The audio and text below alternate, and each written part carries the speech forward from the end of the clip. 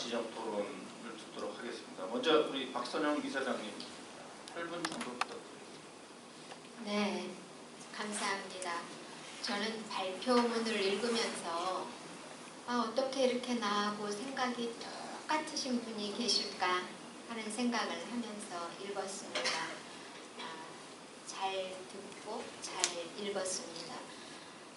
그런데 제가 토론문 쓰면서 어째서 그랬는지 첫마디가 우리 김태원 교수님 직함 앞에 국회의원 이렇게 썼어요. 이렇게 잘 아시는 분이 사실 국회에 들어가셔야 됩니다. 이상한 사람들이 너무 많은데 우리 김태원 교수님 같이 또 우리 이용남 위원님 같이 잘 아시고 프런트에 서서 열심히 뛰어주시고 노력해 주시는 분들이 국회의원 되시라고 제가 쓴 것 같습니다. 죄송합니다. 제가 지난달에 일본에서 있었던 다녀왔습니다 라고 말하게 해주세요 라고 하는 행사에 다녀왔습니다. 그 행사는 어떤 행사였는가 하면 일본에도 납치자들이 있습니다. 납북자들이. 잘 아시는 분들이 대부분으로 지금 제가 알고 있는데 북한에 의해서 납치된 사람들의 가족들이 모여서 우리 가족, 우리 어머니 또는 우리 동생, 우리 딸, 아들들이 빨리 돌아올 수 있게 그들이 다녀왔습니다 라고 할 수 있게 해주세요 라고 하는 큰 행사였는데 도쿄 도청 앞에 모여서 하루 종일 행사를 하더군요. 그런데 그 자리에 자민당부터 시작해서 심지어 공산당까지 8개 원내 정당의 국회의원들이 다 왔었다는 사실입니다. 우리는 제가 법을 만들고 나서 2010년에 이 전시납북자법을 만들고 나서 한 4, 5년까지는 우리 가족회에서 많은 분들이 모여서 행사도 하시고 이름 불러주기 행사도 하시고 그랬는데 요즘은 이제 가족들 그 자녀분들까지도 연로해지시면서 그런 행사가 없어졌습니다. 참으로 가슴 아프게 생각을 하는데 제가 볼 때는요. 전시납북자법이 지금도 명목상으로 남아있다고 저는 생각합니다. 그 법을 발의했던 사람으로서 굉장히 저는 가슴이 아파요. 왜? 그 법의 법명의 처음이 진상규명인데 사실은 진상규명도 잘 안 되어 있습니다.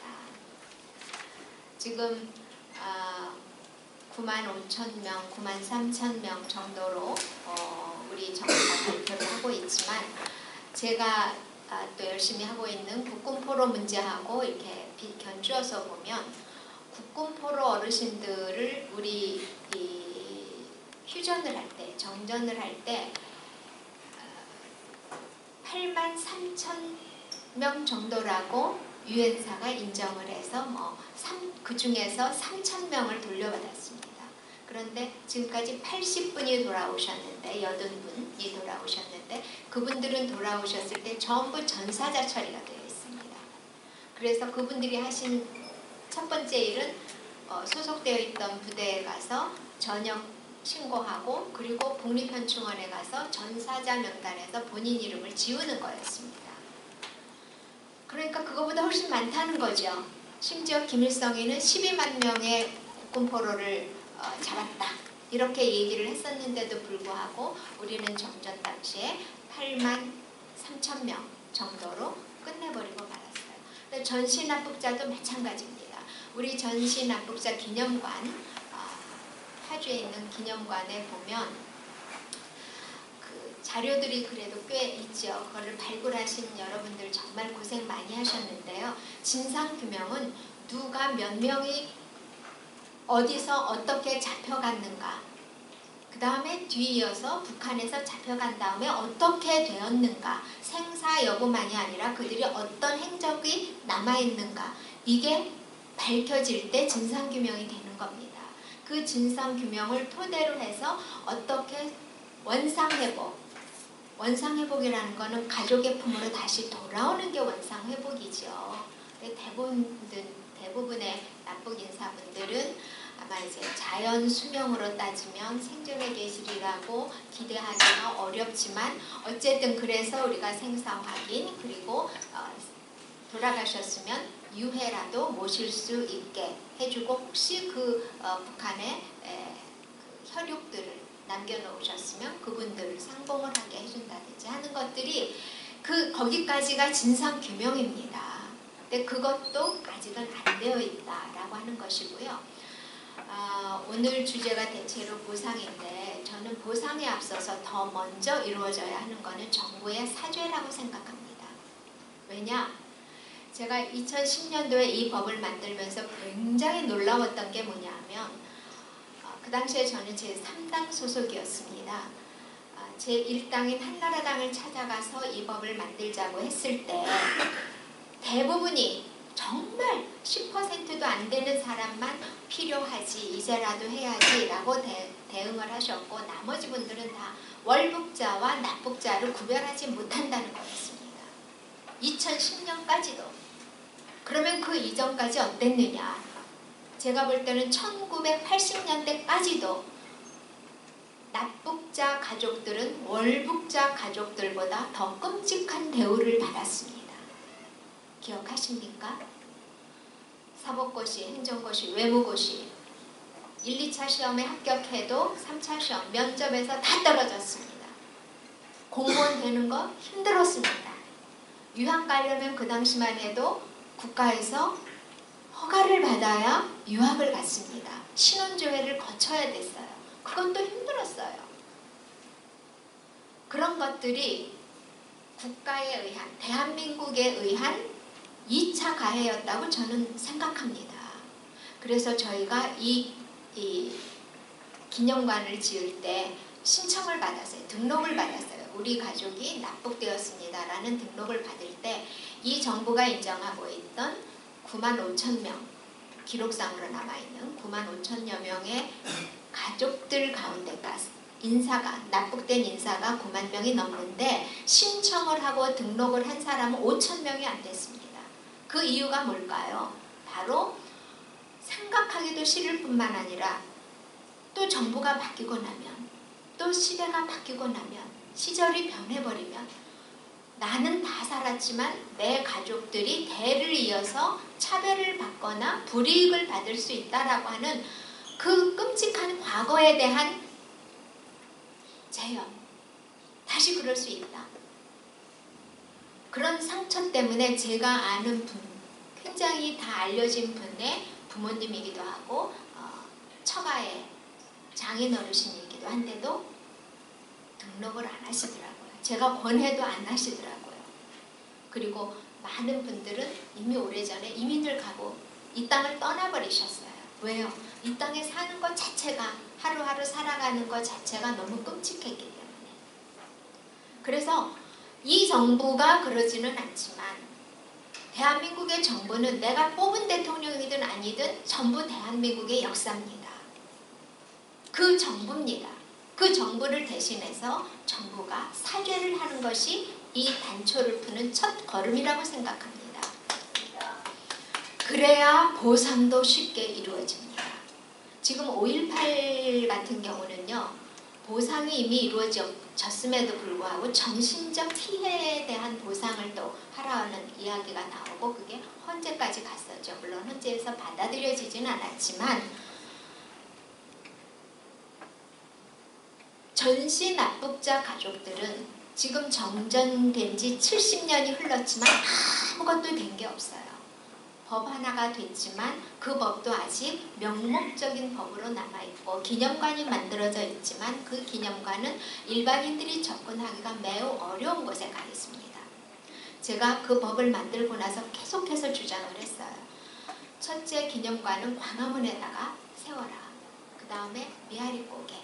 그 미아리고개, 여기 광화문이 안 된다면 미아리고개로 가라. 근데 미아리고개 그쪽은 땅을 확보하기가 굉장히 어렵습니다. 그래서 그쪽에 조형물을 만들어서 기역화 작업을 하고 광화문에다 해달라 했는데 지금의 그 자리로 갔고 지금 그 자리도 굉장히 비좁습니다. 그래서 그거는 그대로 둔다고 하더라도 새롭게 만들어야 한다라는 생각을 저는 지금도 합니다. 그 다음에 해야 되는 것이 실질적인 보상을 해야 된다. 그 실질적인 보상은 기존에 있었던 4.3이라든지 5.18이라든지 적어도 그 피해자들이 받았던 것보다 여러분들이 받은 피해가 절대로 적지 않다고 저는 생각하는 입장에서 그들이 받았던 보상 이외의 affirmative action, 우선적 처우를 해줘야 된다고 생각합니다. 그것이 첫 번째, 장학사업.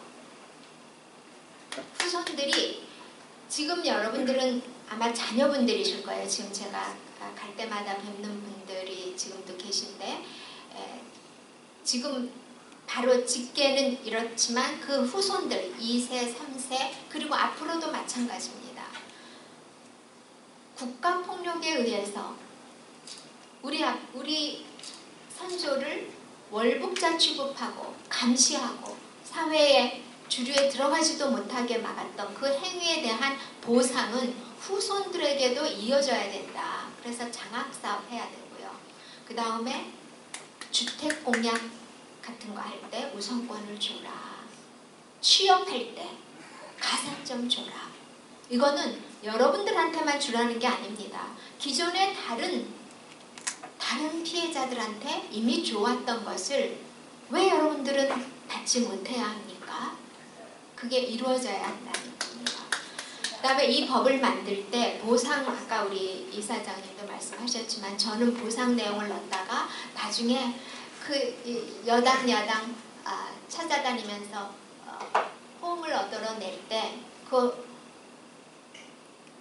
법안 심사 들어가기도 힘들었어요. 그때 의원들 한 사람 한 사람을 찾아다니면서 할 때 정부가, 그 당시에 정부가 지금의 여당입니다. 그 당시에 정부가 뭐라고 했냐면 보상이 들어가는 한 이 법은 법사위에 못 올립니다. 그래서 제가 그 당시에 이사장님을 하시던 분하고 상의를 했어요. 법이 지금까지도 없어요. 60년이 다 되도록, 정전 60년이 다 되도록 없었는데 일단 법을 만들고 그 다음에 보상을 넣어보자. 동의를 해주셔서 그 보상이 빠졌습니다. 왜? 법을 만들어야 되니까. 전후납북자법은 훨씬 전에 만들어졌는데 전시납북자법은 법이 없었거든요. 그래서 돈의 보상만이 아니라 후손들이 우리 아버지, 우리 할머니, 우리 할아버지가 어떤 삶을 살았는지, 그래서 우리 아버지, 우리 부모들이 얼마나 힘들었는지를 생각하면서 사회에 공여할 수 있고 기여할 수 있는 토대를 만들어줘야 한다라는 것이 저의 주장입니다. 그 다음에 최근에 통일부가 차관님 가셔서 안타깝지만 6명한테 전후납북자죠. 현재 억류되어 있는 6명의 가족들한테 위로금으로 1인당 2천만 원씩 드린 걸로 알고 있습니다. 이거는 위로금이라고 하는 거는 보상이 아니라 정신적 보상이죠. 라고 하는 거를 드렸는데 이 부분에 항상 전후의 억류자들, 전후 납북자들이 항상 여러분보다 먼저 앞섭니다. 그래서 그것도 사실은 우리가 바로잡아야 할 부분이다라는 생각을 하고요. 시간이 다 돼서 마지막으로 드리고 싶은 말씀은 UN, 오늘 UN에서 북한 인권 결의안 초안이 나왔어요. 이번에도 펜홀더가 대한민국은 아닙니다. 펜홀더라는 거는 결의안을 직접 초안을 작성해야 돼. 그래야 이제 펜홀더인데 제가 늘 주장해요. 당사국이면서 우리는 기권도 하고 참여도 안 했지만 펜홀더가 된 적이 없다라는 말씀을 드리지만 더 중요한 거는요. 2014년부터 UN이 북한을 ICC에 제소할 것을 권고했음에도 불구하고 대한민국 정부가 굉장히 소극적이었어요. 그 소극적이었던 이유는 아시겠죠?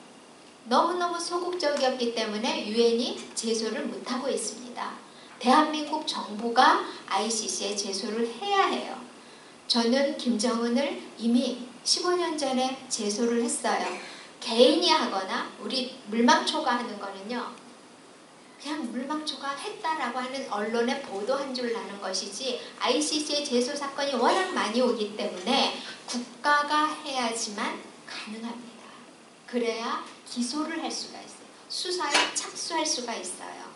그래서 우리 캠프 데이빗 프린시플에서 나온 것처럼 국군포로 전시 전후 납북자, 억류자 이 문제에 이 부분은 지금 계속범죄입니다. 계속범죄. 계획적이고 기획적이고 체계적으로 이루어진 반인도적 범죄이자 전쟁 범죄이기 때문에 시효도 없고요. 지금도 계속 억류되어 있기 때문에 계속 범죄입니다.